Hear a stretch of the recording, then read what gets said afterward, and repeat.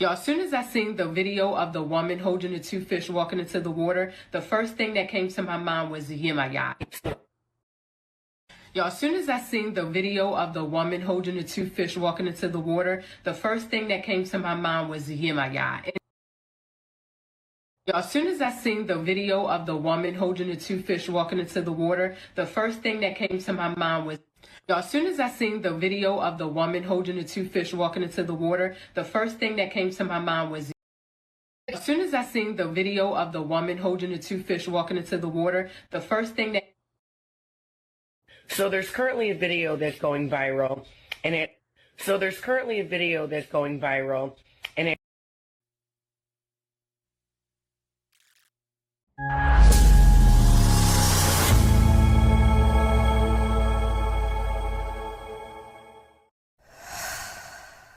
Welcome back to the End Time Shepherd channel. This is part 2 of the series on truth, where in part 1 we mainly focused on the scriptural support for why the truth is so important in this world of lies, why Jesus calls himself the way, the truth, and the life, as well as the consequences for not walking in the truth. And just to remind, both Jesus and his apostles would not have made so much emphasis on the truth if it weren't important. And why is it important? Because we live in a world ruled by the father of lies, in whom there is no truth. And if he rules this world, it stands to reason that the people he puts in charge are also liars and deceivers, which is why we are warned about deceivers and wolves in sheep's clothing, similarly, dozens and dozens of times. And in today's video, I'm going to show you several examples of what it looks like to walk in the truth. Things that we've been fed, things that are accepted by the wide gate the most. But just keep in mind all throughout this video, and all throughout your life moving forward, that's simple arithmetic. The many versus the few. That the majority most certainly does not rule. That when you see what most people believe, it's not the ivory tower that we're led to believe it is. That the fringe minority, the small group of people who are ridiculed, tarred and feathered, who are saying that the mainstream narrative isn't true. Maybe it's time to listen to those people. And so I'm going to be giving you a barrage of important truths that we need to know in the times we're living in to understand what's going on around us and also what's coming down the pike. Going to be tough pills to swallow? It's never easy unless you're just that humble to accept that you've been lied to. But sticking your head in the sand, which is always an option, and most do it, isn't going to make what I'm showing you any less true. The things that are happening around us, all around the world, on the world stage, those too are not occurring because I'm shining a light on them. So in other words, don't shoot the messenger. This is meant out of love for your protection and that of your loved ones. So again, this may feel, depending on how awake you are, how much you've accepted the truth, or how much walking in the truth is new to you. If it is, this may feel like you're drinking from the fire hose. But our time is short. And the sooner you get up to speed, the sooner you can get someone else up to speed, your family, your friends, your neighbors, and they can do the same, etc. This is how we serve our Father in heaven and our brothers and sisters, which is part of storing our treasures in heaven. Satan's world is a fun house of lies and deception. Everything's a trick, a con, a system of control, mostly to make you, me, and everyone around here believe in lies, hate the truth, defend sin and evil, thinking that we're on the side of good, and end up sharing in the fate of the devil and his minions who already know exactly what that fate is, a lake of fire. And so without further ado, let's get into some truth bombs. And so we live in an age where the media and mainstream gaslighting is like never before seen. As of this shooting in late June, we've now gone 40 plus days with a president who has started each and every morning saying that a deal is in place with Iran, pumping the market on the supposed good news. Only for Iran to tweet hours later, we never had any kind of deal. And then the markets come crashing down. And this is repeated for 40 days. But let's go in order, starting with things he promised on the campaign trail, promises that are never kept, and then I'll show you a montage of all the many lies about the current war that we're in, which he said we wouldn't be in. Now, before we get into this, I just want to preface and say that I'm not a participant in politics. So, first thing you're going to see is me talking about Trump, which I already have, but everyone's going to get their shot because it's all fake. Here, watch. I could fix this war in Ukraine in 24 hours, but you can only do it from the presidential seat. You can't do it. Let's say he sent me over as an emissary. You can't do it. You have to be in that position. You have to be the guy. I would fix that within 24 hours. And if I win, before I get into the office, I will have that war settled. What changed? Because you insisted no new wars. First of all, I didn't guarantee no war. When you say I promised, I didn't promise anything. I will tell you, you're not going to have a war with me, and you're not going to have a third world war with me. That I can tell you. I didn't guarantee no war. We've already won in many ways, but we haven't won enough. Our military is unbelievable, the job they're doing. I would say, to put it mildly, way ahead of schedule. Operation Epic Fury. Is that a great name? Well, it's only good if you win. You know, you can only do. And we've won. Let me tell you, we've won. You know, you never like to say too early you won. We won. We won the bet. In the first hour, it was over. But we won. Most people say it's already been won. We have major points of agreement. They want to make a deal. And we are very willing to make a deal. Well, I think we're going to end it. I can't tell you for sure when they want to make a deal so badly. You have no idea how badly they want to make a deal. They want to make a deal so badly. I do see a deal in Iran. We were very close to a deal. I think it's close to over, yeah. I mean, I view it as very close to over. It's looking very good that we're going to make a deal with Iran, and it's going to be a good deal. This process should go very quickly. We're going to end that war very quickly. They want to make a deal so badly. We think we're close to a deal, and that's okay. We're in the final throes of what will be a very, very good deal. Today makes 39 times that he has said something like that. Understand, it's not necessary for people to believe disinformation in order to weaken democratic institutions. You just have to flood a country's public square with enough raw sewage. You just have to raise enough questions, spread enough dirt, plant enough conspiracy theorizing that citizens no longer know what to believe. Once they lose trust in their leaders, in mainstream media, in political institutions, in each other, in the possibility of truth, the game's won. Okay, so there was a lot packed into those short clips there, so I want to make sure that you understand why I included everything you just saw. But as you can see, I left a clip of Trump and I left a clip of Obama, and they're both the same to me. Just liars on a stage who have no conscience. This is why we get Donald Trump up there over a month and a half, lying about a war being solved again and again and again. And for those who aren't able to follow the situation closely, let me just break it down for you so you can understand how this is complete theater. Iran has maintained all along, we are not getting rid of our enriched uranium. That's a deal breaker. They have never wavered from that, which means all these times we've been told a deal's been done, J.D. Vance is flying here, Trump's flying there. Not true. Secondly, Iran has always maintained that part of the MOU, the Memorandum of Understanding, is that Israel needs to withdraw from Lebanon. And Israel, once again, has said all along, we're not going to do that. We have Trump declaring however many times that the war's over, it's been won. He even said we won, but we didn't win big enough. I don't even know what that means. He's also said a multitude of times that they wiped out all the leaders in Iran. There's no one to negotiate with. They don't know what's happening. Their Navy's gone, their Air Force is gone, their anti-aircraft is all gone, it's all gone, their radar is all gone, their leaders are all gone, the next set of leaders are all gone, and the next set of leaders are mostly gone, and now nobody wants to be a leader over there anymore. We're having a hard time. We want to talk to them, and there's nobody to talk to. We have nobody to talk to, and you know what? We like it that way. But then he also says they want a deal so badly. And through this all, you read the comment section beneath all these tweets, if you want to match up with what I've been saying, few see that this is all just theater.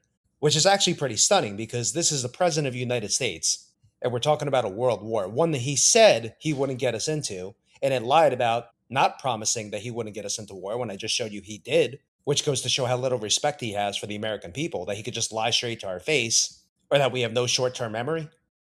He said, we wiped out the leadership. There's no one to negotiate with. They can't wait to make a deal. They're begging for a deal. Like you saw that montage. He said it like 40 days in a row. But he also said that we won the war. It's over. And you're seeing flashing on screen timestamp proof of Trump saying that a deal is near, only for literally minutes later, Iran to say, we don't have a deal in place. He's lying. Just like he did about not getting us into war, just like he did about America First, just like he did about lowering prices, just like he did about the tariff rebates, where he imposed tariffs on different countries, which for people who don't understand basic economics, those exporters of goods are not going to eat that cost. They're just going to pass it on to the consumer, aka the American people. And after promising to take those tariff profits, redistribute them to American people, which is really just giving them their money back, he instead refunded those tariffs to the manufacturers, the same ones that jacked up their prices to offset the increased cost of shipping on their expense. So we're just getting hosed any which way. And again, I'm not a conservative, I'm not a liberal, I'm neither. I don't participate, and neither should you, for a variety of reasons, which I'm going to get into in this part and the next part. But with all the clear lying that's going on, and people are just okay with it, if that's not a sign of the times, I don't know what is. I mean, how much longer can this go on? How much worse can things get? The answer, according to the book of Revelation, is a lot worse. Things have to get really bad, critical mass, before Jesus says that's enough. Everyone's chosen their side. He will return just like he came and place the sheep on his right and the goats on the left. And truth speakers, the ones that I see, starting to see a lot of people that were not alert or aware of the truth start to gravitate towards it, while the people that live in the lies are digging in more than ever. I'm seeing prophecy play out in real time. This is what I'm saying. We're at a crossroads here. You're either going to get on board with the truth or you're going to continue to be deceived, because it's only going to get worse from here. And I know people don't want to hear that, but we were warned plenty of times about the end times that we would need to persevere. Persevere does not imply an easy path. And that is the ultimate truth. If the gate is narrow, it's not easy to go to heaven. And you want more truth? Let's talk about this whole US, Iran, and Israel situation. And let's see if you know about the real power structure in this country. An easy way to know if you are controlled. Is there somebody or something that you're not allowed to criticize? That's right. Simple as that. If you lived in Nazi Germany, you couldn't criticize the Nazi Party. If you lived in the Soviet Union, you couldn't criticize the Communist Party of Russia. If you live in China right now, you can't criticize the Chinese Communist Party. If you live in North Korea, you can't criticize Kim Jong-un. If you live in Cuba, you can't criticize the Cuban Communist Party. If you live in America, who can't you criticize? Who can't you criticize in America? The Jewish lobby? Yes. On both sides. Right. That's right. That tells you who controls the country. I want to show you something, and because I know what you're thinking. I know what you're probably thinking right now. You're thinking, oh, sure, Rick Sanchez, of course. What you're probably talking about is one of those obscure state laws, like the one they have in Alaska that says if you accidentally kill a moose, you have to eat it. That's actually a law in Alaska, by the way. There's one in Georgia that says it's illegal to sleep on a boat for more than 30 days. True. No, we're not talking about an obscure law. What we're talking about is an Israeli loyalty oath law that is becoming so common in the United States, it's now pervasive. Take a look at the map. You see the red states? See all of those red states? 26 states have enacted this loyalty oath legislation. And let me show you the other one. The blue ones you see there? That's where this law is now pending. So 26 acted on, passed, 13 pending, only 11 states, the light blue ones you see there, the baby blue or the light blue, those are the ones where you can boycott Israel and criticize Israel if you want. Again, look, it bears repeating. There is no such law keeping you from denouncing or boycotting the United States of America, or even advocating causes that harm the U.S. economically. But there are laws from doing that against Israel. The Jewish state has never had a better friend in the White House. We have to get the people of our country, of this country, to love Israel more. I have to tell you that. We have to do it. We have to get them to love Israel more. America's commitment to Israel's security flows from a deeper place.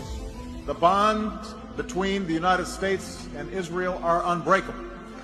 And the commitment of the United States to the security of Israel is ironclad.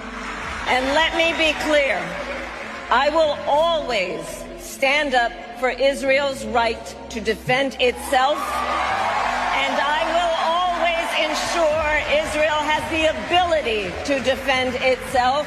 I get criticized for having said a long time ago, you need not be a Jew to be a Zionist. I'm a Zionist. We can say today that America is Israel's oldest and best friend in the world. It doesn't matter if Donald Trump or Donald Duck wins the U.S. elections. It really doesn't matter if Kamala Harris or Kermit the Frog wins. Our rabbis teach us, Lev Malachim v'Sarim biyad Hashem. The hearts of kings and ministers are in the hands of God. When it comes to international affairs, anything that impinges on the future of this world, Donald Trump, Kamala Harris have no freedom of choice. They become like puppets. And who pulls the strings of those puppets? We do, the Jewish people.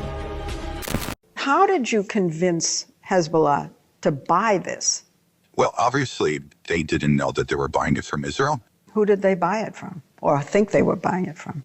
We have an incredible array of possibilities of creating foreign companies that have no way being traced back to Israel, shell companies over shell companies who affect the supply chain to our favor. We create a pretend world. We are a global production company. We write the screenplay. We're the directors. We're the producers. We're the main actors. And the world is our stage. I scream, you scream, you know the rest. I scream, you scream, you know the rest. I scream, you scream, you know the rest. Well, I scream, you scream, you know the rest. I scream, you scream, well, you know the rest. I scream, you scream, well, you know the rest. I scream, you scream, we all, well, you know the rest. I scream, you scream, you know the rest. I scream, you scream, we all know the rest. I scream, you scream, you know the rest. I scream, you scream, well, you know the rest. I scream, you scream, you know the rest. Mike Myers says, yeah, baby. Mike Myers says, yeah, baby. Mike Myers says, yeah, baby. Mike Myers says, yeah, baby. Mike Myers says, yeah, baby. Mike Myers says, yeah, baby. Mike Myers says, yeah, baby. Mike Myers says, yeah, baby. Mike Myers says, yeah, baby. Mike Myers says, yeah, baby. Mike Myers says, yeah, baby. Mike Myers says, yeah, baby. Mike Myers says, yeah, baby. Mike Myers. A child's happiness is priceless, especially on a birthday. A child's happiness is priceless, especially. Filled up your gas tank lately, then you don't need us to tell you that gas prices are back on the rise. You don't need us to tell you that gas prices are back on the rise. You don't need us to tell you that gas prices are back on the rise. You don't need us to tell you that gas prices are back on the rise. You don't need us to tell you that gas prices are back on the rise. You don't need us to tell you that gas prices are back on the rise. You don't need us to tell you that gas prices are back on the rise. You don't need us to tell you that gas prices are back on the rise. You don't need us to tell you gas prices are back on the rise. You don't need us to tell you that gas prices are back on the rise. You don't need us to tell you that gas prices are back on the rise. You don't need us to tell you gas prices are back on the rise. You don't need us to tell you that gas prices are back on the rise. You don't need us to tell you gas prices are on the rise. Okay, you can admit it. If you brought an item or two or maybe 10 for yourself, it's okay. You can admit it. If you brought an item or two or 10 for yourself. It's okay. You can admit it if you bought 1 or 2 or maybe 3 or 4, maybe even 10 items for yourself. It's okay. You can admit it if you bought an item or 2 or 10 for yourself. It's okay. You can admit it. If you bought an item. Okay, so you're already starting to see a bunch of different truth bombs, some things that should really make you start to question whether you should be trusting this system, this thing that we were fed, all of us, this narrative, this story about the country that we live in and the people who formed this country. And remember what I said in part 1. If we understand and accept that Satan rules this world, and if we remember when Jesus was out in the wilderness for 40 days and he was tempted by the devil offered to give him all the kingdoms of the world if he just bowed to him. Jesus never denied that he had the power and the authority to do that. He just wasn't going to bow before anyone but God. And so, like I said in part 1, if we understand that the devil is a roaring lion, always seeking someone to devour, then that means what? He's conspiring against humanity, against God's children. And so, who are the people pointing out the devil's plots and conspiracies? What his people label as conspiracy theorists. Ephesians 2:2. You are following the ways of this world in accordance with the prince of the power of the air, Satan, the spirit who is now at the work in the disobedient, the prince of the power of the air. So what do they call the television? The airwaves. And you could think of a multitude of other ways that he could use the air to attack, to deceive. Things that I can't talk about, not on this platform, because the internet, power of the air. Another thing that he controls. And so you see who runs the media. You see the people who get ridiculed for exposing truth and questioning the mainstream narrative. You know they're called conspiracy theorists. And if we're exposing Satan's lies and that of his minions, who are the conspiracy theorists? Christians.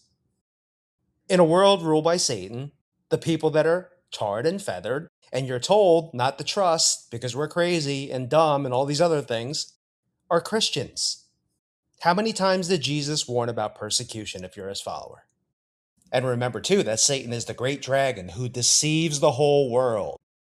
And so, if you want to know why people don't believe in politics, the people who walk in truth, why there are so many people who don't trust in our medical system and turn to quote-unquote alternative medicine, why people don't trust the schools or what we were taught, the indoctrination we received, where we spent 12 years of our lives learning things that for the vast majority was not going to help us at all as an adult. I mean, algebra, calculus, fake history, biology, chemistry, physics, English literature, Spanish, French, whatever you took. How much of that have you actually used in your adult life? You don't have to answer, just think about it and be honest with yourself. Walk in the truth. And then ask yourself, could they really be that tone deaf that they don't understand what would better equip us for adulthood? Surviving in the wilderness, changing a tire, balancing a checkbook, I mean, anything. Well, let's take a look at how this all happened. Because the things that were taught wasn't always that way. It was a conspiracy. Rockefeller was the best monopolist we've ever had. So he had a monopoly on oil and then transport and things like that. And they busted it up. So what did he do? One thing he did, people don't know this, the original Model T Ford ran on corn alcohol. So a farmer could make their own fuel in their field. Why do you think he spent $1 million on funding prohibition for 8 years, which banned all fermentation, not just for drinking alcohol? Just long enough to get gas stations based on petroleum out there. And then, why did he fund the formation of the American Medical Association to go after and destroy natural medicine? Because pharmaceutical ingredients are all petroleum. So the big pharma companies were spun out of big oil companies. So big oil funded big chemical, and these big chemical companies funded big pharma. And they all come from the Rockefeller monopolistic thing. And even the latest evil stuff like the Bill Gates things going on, people don't know this. He's the largest owner of farmland in the country. You know what Bill Gates' dad did? What? He was Rockefeller's top attorney.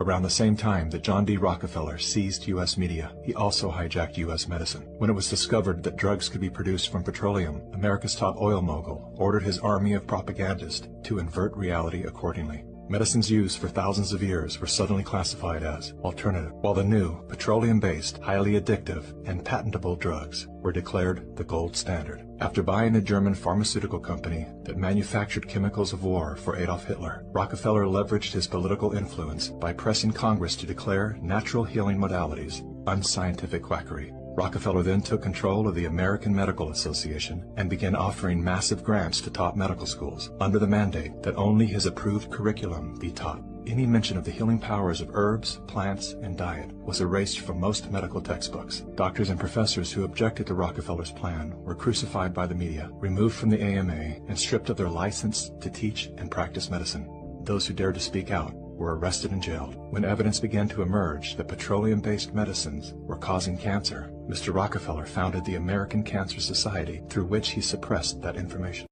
Learn how they conquered the education system. It goes back to 1902 when John D. Rockefeller donated $1 million to start the General Education Board, which is about $34 million today. Within the next 50 years, the Rockefellers would donate $180 million to the General Education Board, offering individual school districts $10,000 grants at a time to adopt their new curriculum. And this is why teaching kids to think for themselves is so important.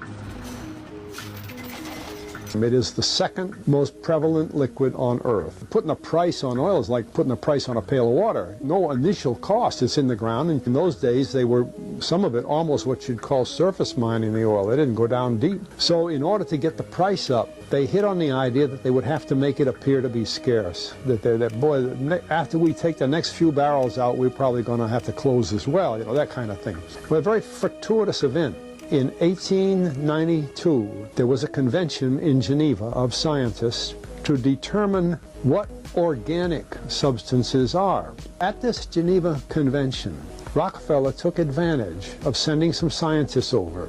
They defined oil as the residue from formerly living matter. Well, that makes it a fossil fuel. I don't know why they decided to use the word fossil, but it says formerly living matter is fossil. And another thing we should know is that there has never been a real fossil found below 16,000 feet. We mine oil, or we drill for oil, at 30,000, 33,000, 28,000 every day of the week. So right there, we rule it out that it isn't fossil fuel.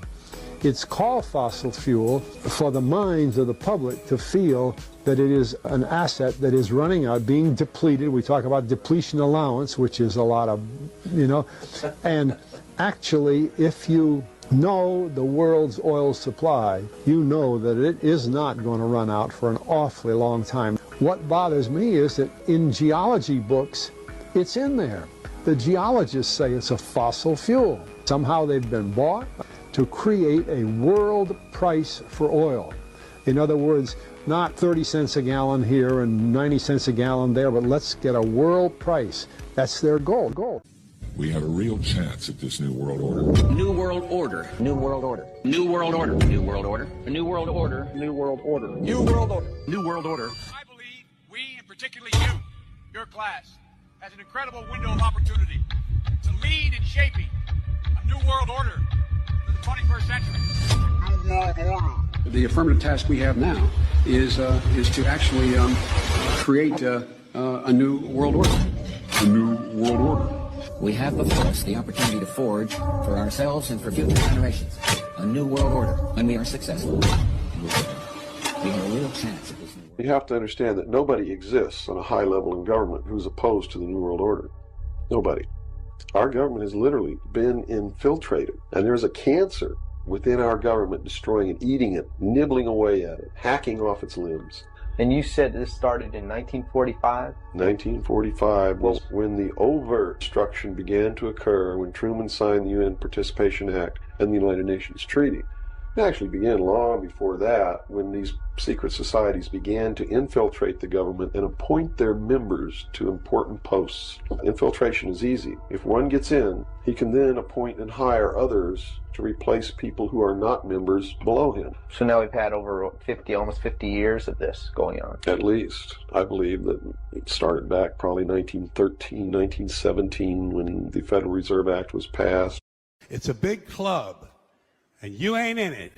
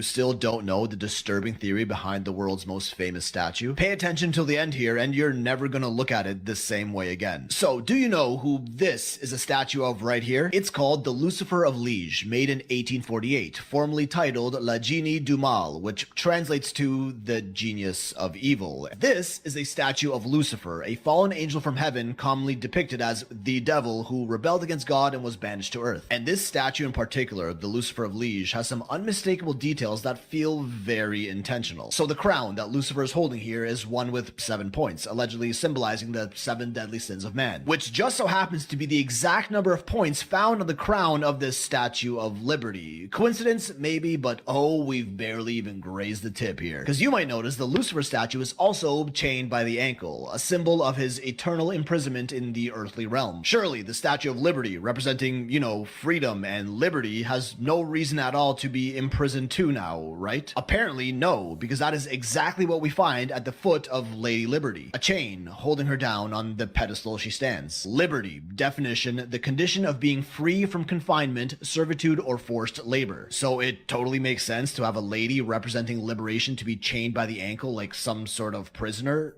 Don't question it now. And is this even Lady Liberty? Just have a closer look at her face and tell me if you see it too. I don't know about you, but the features aren't exactly all that feminine. Here it is while it was still under construction, and here's the face of another statue of an actual lady for comparison. Do you see a difference here? Because now this is a famous painting of Lucifer, or Satan, from 1797, and well, here's the viral side-by-side comparison of it with Our Lady Liberty, and the resemblance is uncanny. Never mind a man, she straight up looks like the devil himself, who at the base of the marble Lucifer of Liege seems to have dropped a scepter, a torch, as Lucifer, the name, translates from Latin to the bringer of light. The bringer of light. Do I really need to explain that one? Even more, beside the scepter in the statue, there's an apple, almost seemingly at random, just sitting there with no context. And what is it they call New York City, the host of the Statue of Liberty? The big what now? But hey, we're probably just reading into things too much as per usual. With Lucifer also alternatively translating to morning star, a star being the shape that the Statue of Liberty happens to rest on. All very interesting and mildly disturbing connections and coincidences to a figure that is commonly portrayed as the devil. Or maybe, we're just being silly. Entertainment purposes only, right?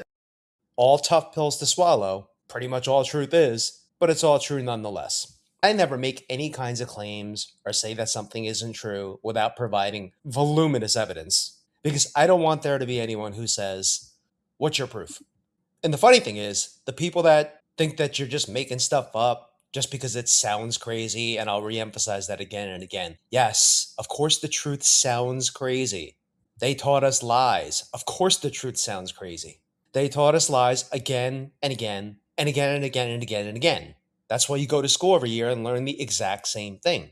And you get grades commensurate with your ability to regurgitate the lies. And so if you never once considered who's in charge, and once you do know who's in charge, then it makes perfect sense that you've been fed lies. Well, things change, but the most can never handle that. And often, when they demand proof and you provide it, they just pretend they didn't see it because they never really were interested in the truth. They were just trying to belittle you.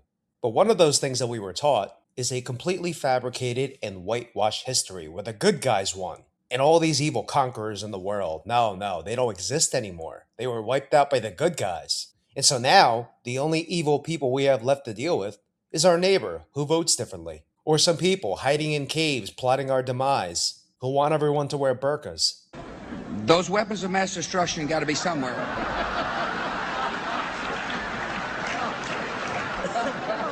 Nope, no weapons over there. Maybe under here. We interrupt your programming with breaking news. It's all fake, every bit of it. The stories, the wars, the outrage, it's all scripted. Thanks, Deborah.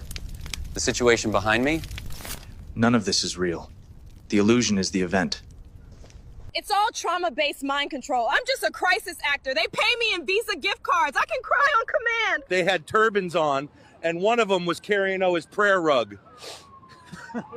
We're just here to manufacture consent for all the terrible things your masters want to do to you. What they show us on TV here in America from thousands of miles away that we can't prove and verify with our own eyes, ears, and senses, There's no reason to trust these people.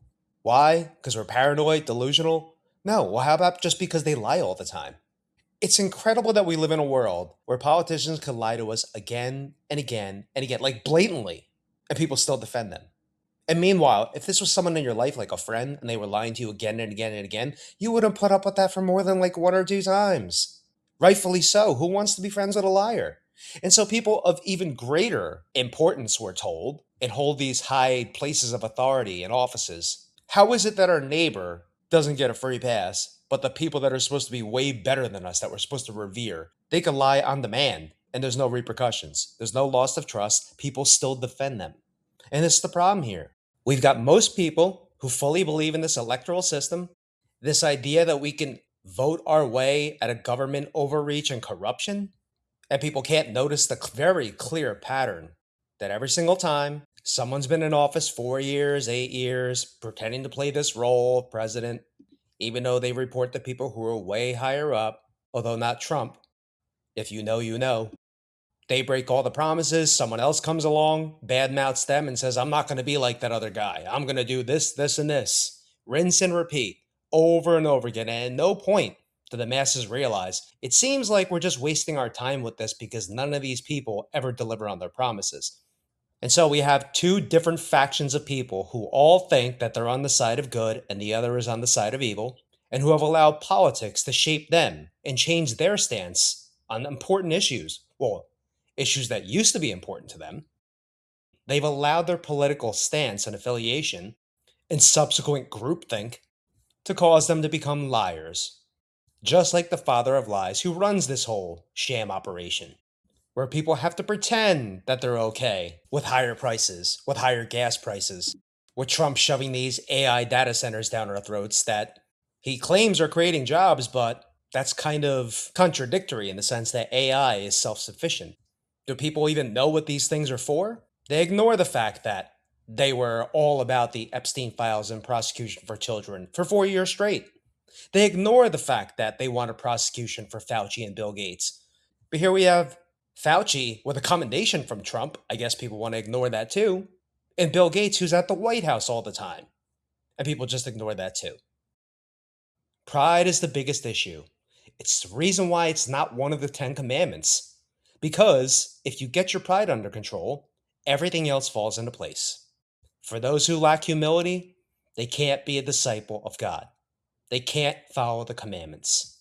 They can't accept the truth. You see, that's how badly deceived that most are.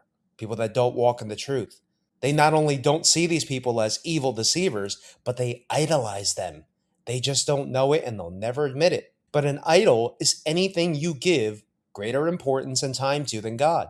And how many of us in this day and age spend all day consuming politics? And you think you're fighting the good fight, but at the end of the day, even if you were making a difference, which you're not, God takes priority over everything. And anything that is of greater importance is an idol, inherently. You can wrestle with it all you want. I'm not the one accusing you. I'm just trying to let you know before it costs you and it's too late. Because whenever our number's called, and we have to give a full accounting of everything we said, everything we've done to Jesus Christ, He is not going to be impressed by people who gave fake politics all their time and gave God scraps, if they gave Him anything at all. When it's supposed to be completely inverted. Love the Lord your God with all your heart, with all your soul, with all your mind. And the second greatest commandment is to love your neighbor as yourself, which politics is there to make sure that you do the opposite of. And so we have people that believe in fake politics, fake sides, even though these people are all in cahoots, hating their neighbor and violating the greatest and second greatest commandments in one fell swoop because of politics. But these deceivers that are worshipped by and large by the society that we live in, even though we were warned not to, these are the very wolves in sheep's clothing we were warned against time and time again, just like the myriad verses I provided about the truth. And so hopefully you can see, I'm not trying to beat up the masses. I'm just trying to let you know why you need to go against the grain. Because the devil's very good at what he does. He's so good that the world doesn't think he exists, even Christians. He's so good that he put all his people in power and people praise them. They think they're going to be heroes, like Trump, like Elon, like Obama. How do you think these people rose to power? This all going somewhere. The truth is not some morbid curiosity Oh, who wants to live like this and think all those scary things? Well, I'll tell you the opposite that these people are not considering is what swallowing lies and hopium, which is fake hope, not rooted in anything but pie in the sky optimism. People don't realize what that's going to cost them. I mean, you already saw before in that montage how much we were lied to about the history of this country, that it's a Judeo Christian nation, when you saw the founding fathers despised religion. And that's another little secret is these people with a big platform who we're told to respect and revere, they throw the word God out there and people just assume it's the same God that we worship, the God of the Bible. But if you worship Lucifer, the God of this world, not the universe, this world, this fallen world, if you worship him, they call him God too. Gaga, we can't get, the frequency's weird and, it's sounding a little bit strange. And I'm like, if you don't get this right now, I swear to Lucifer, I'm good. Why are you still out here? Well, it goes back to the destiny thing. I made a bargain with it, a long time ago, and I'm holding up my end. What was your bargain? To get where I am now. Should I ask who you made the bargain with? with the chief commander. On this earth? And on this earth, and then in a world we can't see. First of all, I'd like to thank Satan. I'd like to thank Louis Armstrong. I'd like to thank Neil Young. Thank you to Satan for giving me inspiration. Made me want to go back to Satan worship. Well, I think it worked for me. It got me a career. 12 years old, I signed a deal with Satan in my room, and I was to... CBS doesn't condone this. Wait a minute.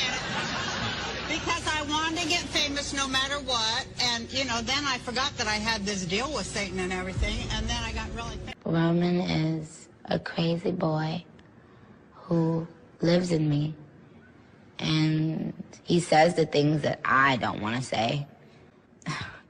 He was born, just a few months ago. I think he was born out of rage. He was conceived in rage, so he bashes everyone. He threatens to beat people, and he's violent. That must be nice to have, like, an ignorant loudmouth who you can just sort of blame every... I ask him to leave, but he can't. He's here for a reason. People have brought him out. People conjured him up, now he won't leave. People conjured him up, now he won't leave. We also have a woman that is so respected and so hot and so great and such a great friend of, I don't say conservative, I say of common sense. He's not conservative or liberal or, as they say now, progressive. Liberal became so tarnished, but now it's communist. They say social democrats. No, social democrat is a communist, all right, just so you know. There's no so. If you look at the people that are running, it's crazy what they're doing. But we'll never let that happen to this country. It can't happen to the country. You can't. There's no appetite for it, especially since we've literally now. You're going to see numbers coming out over the next 6 months, I think, that nobody will have ever seen before. But she's a fantastic person, and she's a woman that's respected by everybody, and she's got real talent. Nicki Minaj. Nicki, stand up, please. Yes, these are the times we're living in. We're Nicki Minaj, always famous for sexualizing herself. And as in the clip before I just showed you, for admitting that she's demonically possessed. And yet, all Trump has to do is say she's a woman that's respected by everyone, because that's all he has to do. Is say, everyone says Trump's doing a great job. Everyone agrees that. They want a deal so bad, believe me. He just uses these fake sources.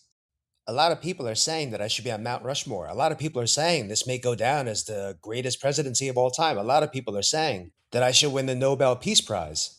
And it works on the people who are easily manipulated and don't judge a tree by its fruits, just trust everything that these deceivers say, while simultaneously applying the highest degree of skepticism and scrutiny to their neighbor, which should be completely flipped around. Ergo, the wide and the narrow gate. Ergo, why so many people are headed down the wrong path. Because the way they're programmed, and I use programming because we all were programmed, we are programmed to think the exact opposite way of what we need to do to make it to heaven, because again, this world is ruled by Satan and his minions who hate us and who want nothing more than for us to go to hell, to share in their fate. And yes, I am fully aware that to many, to most, What I just said sounds crazy, but I can promise you, if you read your Bible, that's 100,000% true. And I'm trying to marry what's in the Bible with real world events so you can see what I'm talking about. Because these are all things we can relate to. We're seeing them either recently or in real time. His whole career is built on propping himself up. It's his number one attribute, is puffing himself up and making himself out to be greater than he is. Nobody can do it like me. Nobody. Nobody can do it like me. Honestly. Nobody's stronger than me. Nobody has better toys than I do. There's nobody bigger or better at the military than I am. Nobody loves the Bible more than I do. Nobody builds walls better than me. Nobody's better to people with disabilities than me. Nobody's fighting for the veterans like I'm fighting for the veterans. There's nobody that's done so much for equality as I have. There's nobody more pro-Israel than I am. There's nobody more conservative than me. There is nobody that respects women more than I do. Nobody would be tougher on ISIS than Donald Trump. There's nobody's ever had crowds like Trump has had. There's nobody that understands the horror of nuclear better than me. And nobody even understands it but me. It's called devaluation. The sale of the uranium that nobody knows what it means. I know what it means. Nobody knows more about trade than me. Nobody knows the game better than I do. Nobody in the history of this country has ever known so much about infrastructure as Donald Trump. I know the H-1B. I know the H-2B. Nobody knows it better than me. Nobody knows politicians better than I do. Nobody knows more about taxes than I do. Nobody knows more about debt than I do. Nobody knows the system better than me. This is why he can call himself the greatest, smartest businessman, the most successful man in the world, and you just look at his track record. He's the perfect guy to do what the powers that be want with this country. And you should be having a light bulb moment right now. But this is how much they're just revealing their hand and people still aren't seeing it. That's how far along we are. That he could parade Nicki Minaj around the White House like she's a conservative Christian and that he's a conservative Christian. What about this guy will make you believe he's Christian? He lies. He's a womanizer. He's friends with every pedo on the face of the earth. And somehow people also believe that that doesn't say anything bad about his character. Right? Like this is what I was talking about before. The pass that we give famous people, but not our neighbors. Like, for these MAGA people that say, oh, well, that doesn't mean he's involved in any of this. Oh, really? Really? So if your child in 3rd grade had a teacher who was pictured with Jeffrey Epstein, you would just say, that doesn't mean anything. I'm fine with my kid being taught by this person. Who are we kidding? And I'm just giving you myriad examples of people that don't walk in truth. When it's so obvious. And if you don't walk in truth, I'm going to just be blunt with you because I walk in truth. Then you're a liar. And if you don't think that matters, let me convince you otherwise. Revelation 21:8.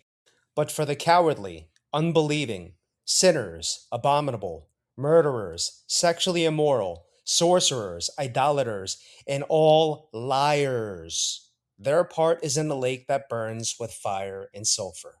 Are you understanding the importance of walking in the truth? Because it cannot be clearer than that. Liars will be tossed in the lake of fire, along with the devil, the fallen angels, the Antichrist, along with death and Hades, and all those who worship the Antichrist and accepted the mark of his name. All those who spent their entire lives attacking Christians and attacking Christian doctrine, and taking God's words and spitting on it, and saying, you don't have to obey this, and teaching others to do the same. We live in a world where evil is measured very differently than the way God views it. In this sinful world, we only view evil people as murderers, serial killers, people who hurt children, or at least we used to care about that. In God's eyes, you either obey all his commandments or you don't. It's that simple. If you want to obey the laws and norms and customs of this world, there's a place for you, and you're not going to like it. If you obey God's laws, he has a place for you too. Eye has not seen, ear has not heard, what God has ready for those who love him. And what did Jesus say? If you love me, keep my commandments. Why do you call me Lord, Lord, but don't do what I say? Not everyone who calls me Lord, Lord will see the kingdom of heaven. Are you understanding why I'm using these? He's saying there are people who call him Lord, but that's not going to get him into heaven. If you love him, keep his commandments. Which ones? He didn't specify. For a reason. If we were able to pick and choose which commandments matter, like a buffet, he would have said so, but he didn't, because it's not a buffet.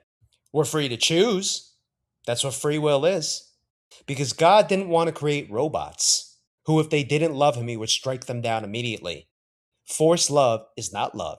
He gave us the freedom to choose. And also to choose, if you love him, keep his commandments. If you don't love him. Even if you say you do. Even if a polygraph would confirm that you believe that you love him. You got to love him the way he said to love him. We all do. Or not. And for anyone who thinks I'm being too quick to say, these are the types of people who aren't going to make it, these are the types of people who aren't going to make it, I'm just following the same rule and same principle that can guide us all throughout lives. The narrow gate versus the wide gate, the many versus the few who are going to make it. And once you understand and accept that, and why wouldn't you if Jesus is your Lord, then you can see what the few Christians are doing, and you can see what the most are doing, the many. And most and the many want to love God the way they want to love him, on their terms. They want to tell God, no, come on, you need to get with the times. As if his law should shift to the world's laws, the world's customs, the world's norms. The world, full of evil, ruled by the evil one that we were commanded to forsake for our own protection. And so I'm just being firm so everyone understands. I don't want to be wishy-washy here and deliver this message because it's too important. If you're wondering, wow, this guy talks so much about Satan and about hell, I'm doing it to supplement. The world's not talking about it at all. And when you leave here, you're probably not going to hear about it again unless you walk in truth. Because you have all these ear ticklers out there who want clicks, who want subs, who want this and that. And I'm not attacking fellow content creators. I'm just telling you that is a motive. It's a worldly motive for people. Oh, I don't want to say this. It'll prevent people. They may unsubscribe. They may dislike my video. I'm not concerned with any of that. One of the most liberating things you could do is stop caring what other people think. It's just going to be an impediment to your salvation and to walking in truth. Because if we're telling God how we want to love him and telling him to get with the times with his laws, his commands, the creator of the universe, then who's really playing God? And in case you missed it, because you would think that this is all over the internet, that this is just common knowledge, but people that watch CBS do not walk in the truth. And so they could literally put a Mossad agent on TV who's giving the game away, and it doesn't really change anything. We create a pretend world. We are a global production company. We write the screenplay. We're the directors. We're the producers. We're the main actors. The world is our stage. The people who already know the truth and walk in the truth were just surprised, not by the revelation. We're surprised that they were this open and said it on national TV. The masses, the wide gate, who heard that and watched that, went in one ear and out the other. Yes, we have the illusion of choice. But as you can see, BlackRock owns all the major news networks, as well as the multitude of other corporations that we think we have this vast array of choices, but it's all owned by one larger company. In the same way that before I showed you several times, which should now make sense after what you heard from the Mossad agent, I showed you those montages of all the different news clips where if there is a national agenda, there's no editor or script writer.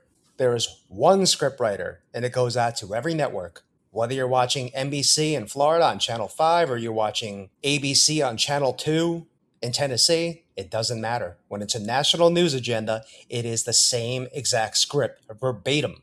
That's what you were seeing before. This is how they control the masses. And why can they get away with that? Because so many people trust the system, they would never think to ask a friend or a family member who lives in a different state, hey, turn on the news. I want to see if they're saying the exact same thing. It's only when you understand who rules this joint and you stop trusting, as we were commanded to do for our own protection, that you do start questioning everything you see. And invariably, once you do that, you arrive at the truth. That this world is run by the father of lies, and therefore, whatever he's passing off as the truth is untrue. I also showed you before how they hijacked the educational system, the medical system, and rewrote everything. And just look at it this way. If you were evil people, a small group of people relative to the world's population, and you wanted to remain unknown and in power and enslave humanity, would you do things any different? Wouldn't you rewrite history to make it look like you're the good guy? Wouldn't you rewrite history so that this country that's always at war and invading other lands are the freedom fighters, patriots, built on Judeo-Christian ethics? Wouldn't you put scientists in the mainstream who tell you that the Big Bang's a real thing. You know, that explosion that created life, that somehow people think is a less ridiculous thing than the Bible, a divine creator, where there are thousands of things that you could find in the Bible, provable, ancient remnants, landmarks, cave writings, Pharaoh's chariot beneath the Red Sea. I mean, the list goes on and on and on. And Yuval, second in command at the World Economic Forum, told you flat out, yeah, sure, individual people, individual scientists may be very interested in the truth, but at the institutional level, the ruler level, the dictator level, that's not what they use it for. Science is not really, at least this is my view as a historian, science is not really about truth, it's about power. The real aim of science as a project, as an establishment, is not truth, it's power. Particular individuals, particular scientists may be very interested in the truth, personally. But as an institution, the real aim of science is power. Obama told you the same thing. If you want to conquer people and win the quote-unquote game, as he called it, you've just got to make it so that people don't know what's true. They stop believing in their leadership. They stop believing in the news. They stop believing in each other. They stop believing in the prospect of truth. He said the game is won. Now we've got Trump where everything out of this guy's mouth is a lie and people can't see it. It's incredible. And that makes for a good segue because what you're seeing right on screen is 7 hours ago, breaking, President Trump says Iran has asked the U.S. to continue talks, and he has agreed to do so, but the U.S. has stated to them in no uncertain terms that the ceasefire is over. And 6 hours later, just in, Iran says it has not requested talks with U.S., despite Trump's claims. It's nothing but lies. Why? Because we're now at the point where truth doesn't matter to enough people. Voting for the lesser of two evils. Number one, you think these people do all the evil stuff they do and let your vote count? You think they honestly care? That's delusional. What they're doing is preventing a revolution. This idea that you can keep voting and trusting in man, even though Jesus specifically said not to, and even though the prophet said the same thing. Jeremiah 17:5. Cursed is the man who trusts in man. Cursed is the man who trusts in man. And we live in a society who do nothing but put their trust in man. While I'm voting for the lesser of two evils. While you're still voting for evil, so that's what you got. And since we have two completely polar opposite parties where one believes one thing and the other purposely believes the exact opposite, you have your divide and conquer, where both sides think that the other side is evil because their ideation of what's the lesser evil is different. And meanwhile, the actual evil people who are pulling the strings and manipulating everyone, they go unblamed. That's the game, folks. The only way to win it is to not play it. Let's continue with Jeremiah, though. Cursed is the man who trusts in man and makes flesh his strength, whose heart departs from the Lord. For he shall be like a shrub in the desert, and shall not see when good comes, but shall inhabit the parched places in the wilderness, in a salt land which is not inhabited. Blessed is the man who trusts in the Lord, and whose hope is the Lord. For he shall be like a tree planted by the waters, which spreads out its roots by the river, and will not fear when heat comes, but its leaf will be green. It will not be anxious in the year of drought, nor will cease from yielding fruit. Two different paths. Walking in the truth, trusting in the Lord. Blessed is the man who trusts in the Lord and whose hope is the Lord. The wide gate.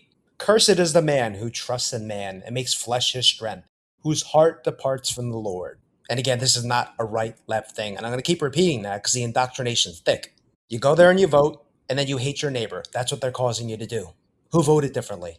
And then, since it's a package deal, and you don't want to admit that the other side is right, you don't want to concede anything, oh, I don't want to let the other side win. That's the game on both sides. And meanwhile, that game, you're both losing by playing. But so, because you don't want to concede, and you don't want to, quote, let the other side win, you start going along with the party. You start defending things that you were never on board with. Like how MAGA was all on board with lowering prices, America first, prosecution for those who harm children. And now, they don't care. Why? Because they don't want to let the other side win. In other words, justice for those who harm the innocent has taken a back seat to defending a party that isn't even real. This is what I'm talking about. It was a slow erosion. They took their time with it. I'm in my 40s. When I was growing up, you had Republican, Democrat. There really wasn't that big a difference. People can't see that this just can't be real, that we have two parties, that one says the sun is hot and the other says no, it's not. That happening and people can't see that there's no way that's real, that we arrived at this point, is a sign of the times in and of itself. And the whole idea is to make you go from the cradle to the grave, distracted with things that they're telling you are true, they're telling you are proven, scientifically proven. You're spreading false information if you don't believe it. You're dumb, you are dropped on your head, you're a threat to society, all these different things if you expose the truth. Always mocking and shaming people who don't get with the program and go along with their lie system, with the purpose being to keep you distracted with lies, with stories that purposely rile you up and turn you against your neighbor, get you to hate your neighbor, which is the second greatest commandment. The first being to love the Lord your God with all your heart, with all your soul, with all your strength, and all your mind. And if you're focused on politics, they're going to keep you too busy to do that. And all the while, placing your hope in a man or a woman, that person that you could put all your trust and hope in, who's going to save you from a dictatorship and communism. And before you know it, you spent your entire life never giving God any time, never loving our highest calling, hating people based on fake stories because someone's from a different country or state or of a different religion or likes a different sports team or has a different gender or has one of the million different sexual preferences in these days. Woe to those who cause a little one to sin. That's their game, and they're very good at it. And your best defense against it is the truth, and to stop playing their game. But what have we learned here? You saw that the current president, the commander-in-chief, lies with every breath he takes. And you saw Obama give a talk at Stanford about how to conquer mankind, as if any kind of decent human being would want that. Specifically saying, you just have to tell so many lies to people that they don't know what to make of it, so they just give up. That's what Obama was saying. And then he said the game is won. So you could say there's no game being played, but you heard it straight from Obama. Then we got George W. Bush laughing about there being no WMDs when that was a major justification for going over to Afghanistan and leveling the place, in addition to another thing he was part of that I won't mention, but if you know, you know. And just so you understand, there's a difference between being grateful for the freedoms we have in this country, being grateful for the fact that, by and large, most people in America don't go hungry, don't go thirsty, have a roof over their head, have heat in the winter, air conditioning in the summer. You can be grateful for all these things and still walk in truth and call evil evil once you realize it is. You see, there's nothing wrong with being lied to and being fooled and thinking we're the good guys because that was beaten into our head. You ever notice how every movie, Saving Private Ryan, Hacksaw Ridge, Hurt Locker, every single pro-America, pro-war movie just seems to win an Oscar? That's part of the game. It's part of the indoctrination, and you learn it in school too. We're the good guys. We're the liberators. But that's not at all what we do. In the CIA, we didn't give a hoot about democracy. I mean, it was fine if a government was elected and would cooperate with us, but if it didn't, then democracy didn't mean a thing to us. And I don't think it means a thing today. The true goal of the United States government is control. And they feel that if the United States did not control the governments of Latin America, then somebody else would. And the principle of government by the people, for the people, of the people, that's just silly. Going back to Jeremiah, put your trust in the Lord, in Him alone. Because anyone with a position of power to change what's going to happen is not going to do that. But they will lie and say that they will. And so if this is your first foray in walking in truth, welcome. Congratulations. It's a big step. But this is just the tip of the iceberg. The important part is to always remain humble, to never take it personal. We were all lied to. And some people just can't get past that. Their pride won't let them. But swallowing the lies and refusing to admit you've been had is not going to save you. It's going to do the exact opposite. It's the truth that will set you free. We were all lied to. And that's part of the reason why it's so hard to accept that we've been lied to, is that most of the people around you are not going to be able to accept that truth. They're not willing to be ridiculed. They're not willing to put themselves out there. They're too worried about what other people think. And you want to hear Exhibit A of how absolutely insane that kind of rationale is. Somewhere in the middle of the pandemic, when they rolled out the jabberoos, I remember seeing someone online saying, I don't care if this thing kills me. I don't want to be known as an anti-vaxxer. Literally more concerned about what people think of this person than putting something in his body that might end his life. And you know what's sad? He's not alone. He's just honest about it. And that makes for a great segue, because in the third and final video, we're going to do a case study on the pandemic, on COVID, so you can see the stark contrast, the night and day difference between the wide gate and the narrow gate, those who walk in the truth and those who believe the lies, defend the lies, and self-deceive. A perfect example of an event that we all lived through. And you're going to see the difference between those who lived through that event, knowing the truth, and those who believe in the lie system that we live in and fell for every bit of propaganda. It's going to be a great one. I think it's really going to be helpful. Remember, truth is my passion, because serving my Lord and Savior Jesus Christ, there's nothing more important to me. And I didn't always live that way. I chased money, luxuries, extravagances, fancy cars, fancy houses, fancy vacations, trophy wife, pelts on my belt, all the usual stuff. I was not always like this. But God gives us our entire lifetime just for it to click. That's all it takes. And then once you realize that you were deceived for so long, if you have a good heart, which is what matters as much as anything to God, makes you want to sound the trumpet and warn everyone else that you know, or even those you don't know. If we call God the Father, we're all siblings, and we're supposed to love Him that way. And so in that last video, we're going to go through that case study and take our time with it so it sinks in. I'm also going to give you some tips, best practices, things to look for if you are going to move forward and walk in truth, if for no other reason than just for self-interest, self-preservation for yourself and your family. And we'll also give a summary of everything we covered. But thanks so much for watching. Thanks for hanging in there. God bless you and yours, and I'll see you in that third and final video.